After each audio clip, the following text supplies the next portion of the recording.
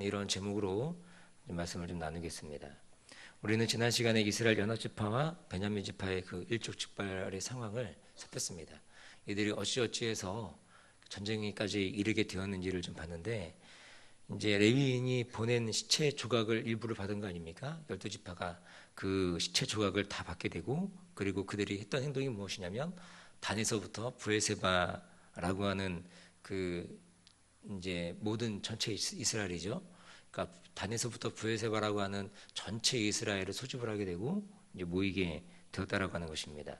그래서 북쪽에서부터 남쪽 전체 이스라엘을 말씀드린다고 말했는데, 그리고 또 거기만 모였느냐? 그렇지 않죠.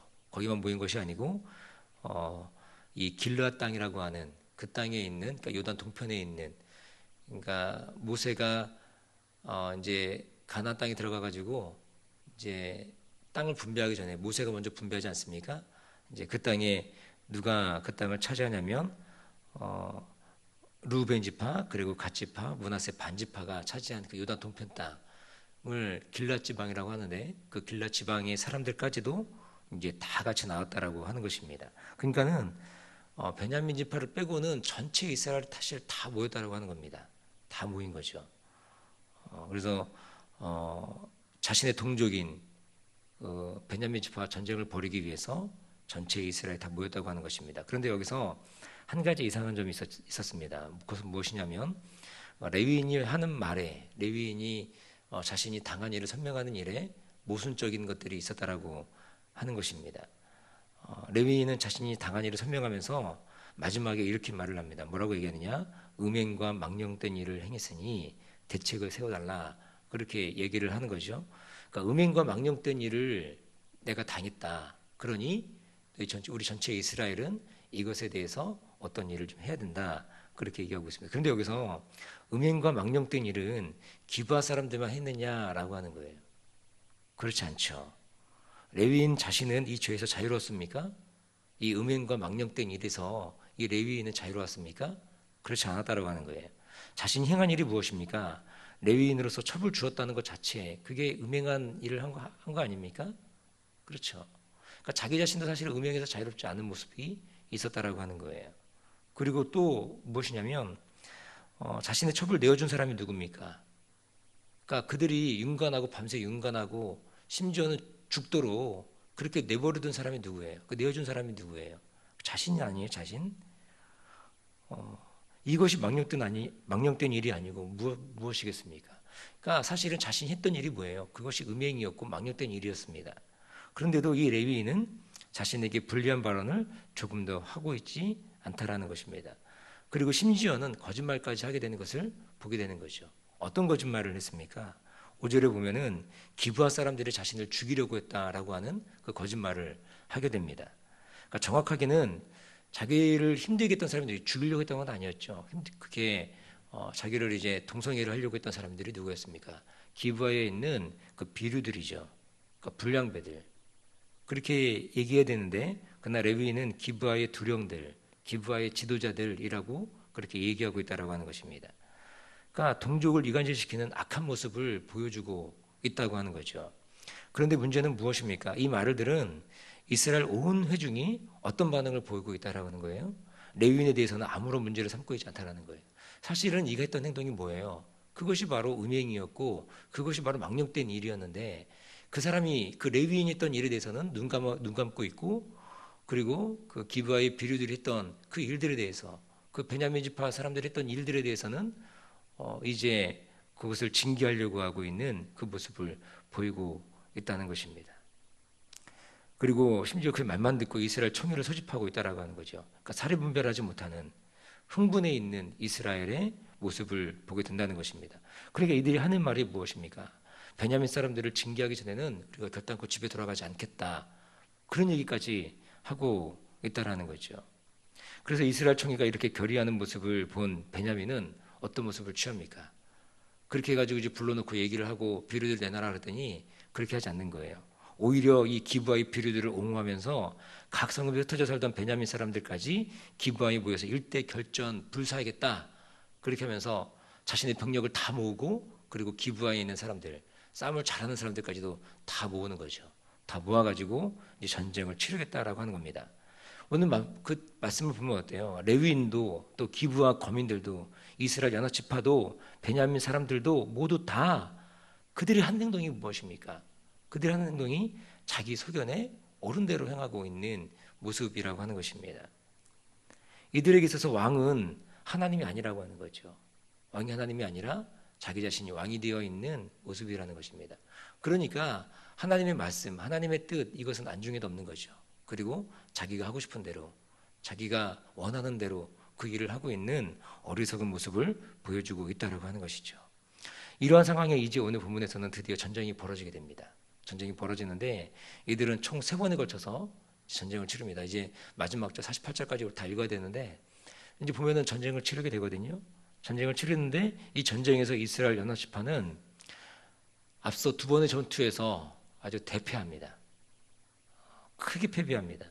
그래서 몇 명이 죽느냐? 1차 전투에서 22,000명이 죽게 되고 그리고 2차 전투에서 18,000명이 죽게 됩니다. 그래서 총 4만 명의 병력을 손실한다는 거죠. 많은 사람들이 죽어나갔다는 것입니다. 그러니까 숫자적으로 본다면 이스라엘이 질 수 없는 전투잖아요. 그렇죠? 여러분 아시겠지만 이스라엘 연합지파의 그 병력이 몇 명입니까? 이스라엘 연합지파의 병력 40만 명이죠. 그러니까 40만 명 중에서도 그러니까 병참으로 빼는 인원이 약 4만 명이었고 36만 명이 사실은 실제로 전투를 치를 수 있는 인원이었다고 하는 거죠. 그런데 반면에 베냐민의 병력은 얼마입니까? 그 병력을 다 패도 3만 명이 넘지 않아요. 3만 명이 넘지 않는 병력이. 그러니까 그런 이 싸움은 보나마나한 싸움이죠. 누가 이기는 싸움이에요? 당연히 너무나 당연스럽게 사실 이스라엘 연합지파가 승리해야 되는 싸움입니다. 그런데 어떻게 됐어요? 2번의 전투에서 3만 명의 병력 손실이 있었다고 하는 것입니다. 그리고 마지막 3번째 전투에서 어떻게 되는 거예요? 그때서 이제 비로소 베냐민 지파가 이제 패배하게 되는 거예요. 근데 그것도 그냥 패배하느냐? 아니라는 거예요. 전투력이 얼마나 강한지 이들이 이제 꾀를 쓴 거죠. 함정을 파고 매복해 있다가 이들을 이제 급습해가지고 이겨나가는 모습을 우리가 본문을 통해서 읽게 되었다고 하는 것입니다. 그리고 나서 이제 마지막에 보니까 이 전투에서 패배한 베냐민의 남은 숫자가 몇 명인가가 나오는데 그 몇 명이 남았다라고 하는 거예요. 남은 숫자가 600명밖에 안 남은 거예요. 600명밖에. 그러니까 다 죽은 거예요. 다 죽고 600명 남은 거예요. 그 수많은 지파 사람들이 다 죽어버린 겁니다. 다 죽고 600명만 남았다고 하는 거죠. 600명을 제외한 나머지 모든 사람들이 다 죽었다. 그러니까 한 지파가 진짜 멸절 위기에 놓여 있었다고 하는 거예요. 그러니까 남자가 600명 정도 남았다는 거예요. 남자가. 아마 그리고 여자들은 다 학살 당했나 봅니다. 나중에 21장에 보면은 아내들을 취해야 되는데 아내들을 취할 수가 없는 거예요. 자기 동족 안에서. 자기 집안에서 아내들을 취할 수 없으니까 나중에 이제 그 아내를 취할 수 있는 방법들을 이제 이스라엘 연합 안에서 얘기해 주는 것들이 나오게 되거든요. 이 전쟁을 보면서 우리는 이런 생각을 가질 수 있습니다. 기브아의 베냐민 잘못을 했고 또 하나님은 이스라엘 연합군의 기도에 응답하셨으니 오늘 말씀에 보면은 하나님께 물어보잖아요. 이 전쟁에 뭐 누가 먼저 나가서 싸야 됩니까? 그러니까 뭐 하나님 답변이 무엇입니까? 뭐 유다 지파가 나가야 된다. 뭐 이렇게 얘기하는 거 보면 나오지 않아요? 그런 분이 보면 야 하나님이 이 연합군의 기도에 응답하셨으니까 당연히 단번에 연합 지파가 이기겠다 이렇게 생각할 것입니다. 그러나 여러분 말씀을 잘 보시면 하나님께서 이스라엘의 기도에 응답하셨습니까? 이게 응답한 게 아니에요. 사실은 응답한 게 아니라는 겁니다. 오늘 본문 18절을 읽어보면 사사기 1장 1절과 2절의 말씀과 거의 똑같은 그 말씀을 우리가 보게 되거든요. 그러니까 이스라엘 백성들이 가나안 땅에 들어가지고 이제 전복 전쟁을 다 마친 게 아니에요. 더 싸워야 되는데 그때 싸울 때 얘기하는 게 뭐냐면 그때 이제 사사기 1장 1절 이하에 보면 뭐라고 말하냐면 이렇게 말씀하는 거예요. 제가 읽어드리겠습니다. 여호수아가 죽은 후에 이스라엘 자손이 여호와께 묻자와 가로되 우리 중 누가 먼저 올라가서 가나안 사람과 싸우리이까 여호와께서 가라사대 유다가 올라갈지니라.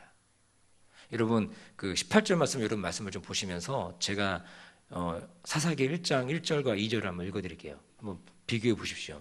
여러분들은 18절을 보세요. 오늘 본문의 18절 보시고 제가 읽어드립니다. 사사기 1장 1절과 2절. 여호수아가 죽은 후에 이거는 이제 다르죠. 그 다음부터 똑같습니다. 이스라엘 자손이 여호와께 묻자와 가로되 우리 중 누가 먼저 올라가서 가나안 사람과 싸우리이까 여호와께서 가라사대 유다가 올라갈지니라. 그리고 나서 한 말씀 더 하거든요. 이 사사기 1장 1절과 2절은 보라 내가 그 땅을 그 손에 붙여놓으라 하시니라. 그렇게 말합니다. 그러니까 이 두 말씀 중 분명한 차이점은 뭐예요? 가나안 족속과 싸울 때도 이렇게 말씀하셨다라는 거예요. 동일하게 18절과 또 동일하게. 그런데 뭘 약속하지 않으셨어요? 승리를 약속하지 않으셨어요. 이 동족 간의 싸움 가운데 하나님 이걸 기뻐하지 않은 거예요. 이걸 얘기하고 있다는 것입니다. 다 똑같죠. 뭐 여기서는 이제 사사기 1장 1절 2절은 가나안 사람과 싸우리까, 근데 여기는 베냐민과 싸우리까 이렇게 얘기하는 거 아닙니까? 자신의 동족과 싸울 때 하나님께서 이스라엘에게 승리를 약속하지 않으셨다고 하는 것입니다. 단지 동일하게 유다가 먼저 올라가라고 얘기하고 있는 거죠. 근데 오늘 본문에 18절에 나오는 유다가 먼저 올라가라고 하는 이유가 있죠. 왜 그렇습니까? 그 여인이 어디 지방 사람이었어요? 유다의 베들레헴 사람이었어요. 그 여인이, 죽은 여인이, 토막낸 여인이, 토막당한 여인이. 그러니까 하나님께서 어떻게 하는 거예요? 유다 지파가 먼저 올라가라고 얘기하고 있다라고 하는 것입니다. 그래서 유다를 향하여 선봉에 서라. 그리고 거의 모든 전투에서는 우리가 잘 알겠지만 거의 모든 전투에서는 이 동족 간의 전투 말고도 이방인들과의 전투에서도 거의 모두가 그 유다 지파가 선봉에 서는 것을 본다는 것입니다. 하나님께서 이렇게 반응하시는 이유가 무엇입니까? 하나님이 보시기에 양편 모두가 다 잘못하고 있기 때문이라는 거예요. 다 잘못하고 있습니다. 이스라엘은 이스라엘대로, 베냐민은 베냐민대로 잘못하고 있기 때문이라는 거죠. 지난 시간에 말씀드렸던 것처럼 이스라엘은 너무나 성급하게 일처리를 하고 있다는 거예요. 과정 중에 흥분하고 한 사람처럼 움직이는 모습을 보였습니다. 마치 왕이 없어 각 사람이 자기 속에 있는 어른들을 행하는 것처럼, 그 한 사람이 행하는 것처럼 흥분해서 이 일들을 그르치고 있다라고 하는 거죠. 정확한 사실관계도 파악하지 못하고 전쟁을 일으키는 어리석음을 보여주고 있다는 것입니다. 반면에 베냐민의 문제는 무엇입니까? 베냐민의 문제는 죄를 회개하지 않는다라는 거예요. 죄를 지적받는 것 힘들죠. 우리도 그렇지 않습니까? 하나님 말씀을 통해서 내 죄가 드러나고 폭로되면 마음이 그렇게 힘들고 어렵습니다. 그렇지 않아요? 심지어 어떤 누군가 자기의 죄를, 여러분들의 죄를 지적한다고 보십시오. 마음 편하겠습니까? 그렇지 않습니다. 자신의 죄를 지적받는 것처럼 고통스러운 일은 없습니다. 그런데 여러분, 살 길이 뭐예요? 살 길은 죄를 회개하는 것입니다. 그런데 방귀 놈이 성낸다고 베냐민은 비루디를 내놓기는커녕 전쟁 준비에 돌입하고 있다는 거예요. 그래서 하나님의 이들을 대하는 방법이 무엇입니까? 이 전쟁을 통해서 양쪽 다 심판하고 있다는 거예요. 하나님이 동족 간의 전투를 통해서 이들이 정말 말도 안 되게 전쟁하는 치르는 이 모습을 통해서 양쪽 다 하나님이 심판하고 있다는 것입니다. 하나님은 첫 번째 전쟁과 두 번째 전쟁을 통해서 누굴 심판하고 있는 거예요? 이스라엘 야나지파를 심판하고 있다고 하는 거예요. 너무나 당연히 이겨야 하는 전쟁 아닙니까? 이스라엘 야나지파는 연거푸 패배합니다. 그리고 10분의 1의 병력을 손실합니다. 커다란 충격이었겠죠. 하나님의 심판이 느껴지십니까? 여러분, 이 전쟁을 통해서 하나님이 이스라엘 야나지파를 심판하고 있다는 거예요. 전쟁 이 자체가 심판이. 그러니까 못 이기게 만드는 거예요. 이기지 못하게 만들고 그들을 패배하게 만들었다는 것입니다. 또 하나님을 향한 베냐민의 심판도 마찬가지죠. 야나지파의 공격으로 인해서 이제 어떻습니까? 그들은 진짜 실제적인 죄가 그들 가운데 있잖아요. 회개하지 않는 그런 모습이 있지 않습니까? 600명만 남기고 모조리 그냥 몰살당하게 만드는 모습이라는 것입니다. 하나님께서는 어리석은 전쟁을 선택한 이들을 자신의 방식으로 심판하셨다는 것입니다. 하나님의 왕대심을 버리고 자기 속에 있는 옳은 대로 행하는 그들의 모습을 통해서 하나님 어떻게 하시는 겁니까? 심판하신다는 거예요. 자기 속에 있는 옳은 대로 행하는 결과가 무엇입니까? 그것이 바로 하나님의 심판이라고 하는 것입니다. 사랑하는 교회 여러분, 우리의 삶도 그러합니다. 하나님의 왕된 삶을 살아가지 않는다면, 우리 인생 가운데, 우리의 삶 가운데 하나님 나의 삶의 주인이 되지 않는다면 우리의 삶은 하나님의 넘치는 심판 아래 있을 수밖에 없다는 것입니다. 지금은 아무 문제가 없다고요? 절대로 그렇지 않습니다. 우리가 상상하지 못하는 방법으로 하나님은 우리를 심판하신다는 것입니다. 그러나 하나님의 심판을 막을 수 있는 유일한 방법이 있죠. 그것은 바로 하나님 앞에서 회개의 삶을 살아가는 것입니다. 우리는 오늘 하루도 실수할 수 있습니다. 넘어질 수 있습니다. 그때마다 우리는 생각해야 합니다. 무엇을 생각합니까? 바로 하나님 아버지의 넘치는 사랑, 저 여러분들을 향한 하나님 아버지의 극진하신 사랑, 그 사랑을 생각하는 거죠. 그리고 어떻게 합니까? 회개하는 자를 있는 그대로 받아주시는 그 아버지의 사랑 앞에 우리가 나오는 것입니다.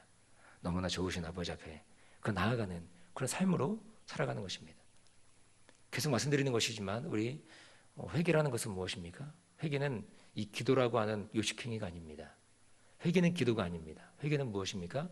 회개는 나의 삶을 돌이키는 겁니다. 하나님께로 돌이키는 겁니다. 180도 나의 삶을 유턴하는 것입니다. 그것이 회개라고 하는 것입니다. 이 베냐민이 없었던 것은 무엇입니까? 이 회개의 삶이 없다라고 하는 거예요. 오늘 한 주를 시작하시면서 이 하나님 아버지의 사랑 앞에 여러분들이 어느 때든지 하나님의 넘치는 사랑 앞에 나올 수 있기를 축복합니다. 하나님의 왕된 존재로 모셔드리고 하나님을 날마다 고백하며 그의 사랑 앞에 기꺼이 나아갈 수 있는 그런 은혜가 저 여러분들의 삶 가운데 가득 넘치시게 되기를 주님의 이름으로 간절히 축복합니다. 기도하겠습니다. 좋으신 아버지 하나님, 사랑과 은혜를 감사합니다.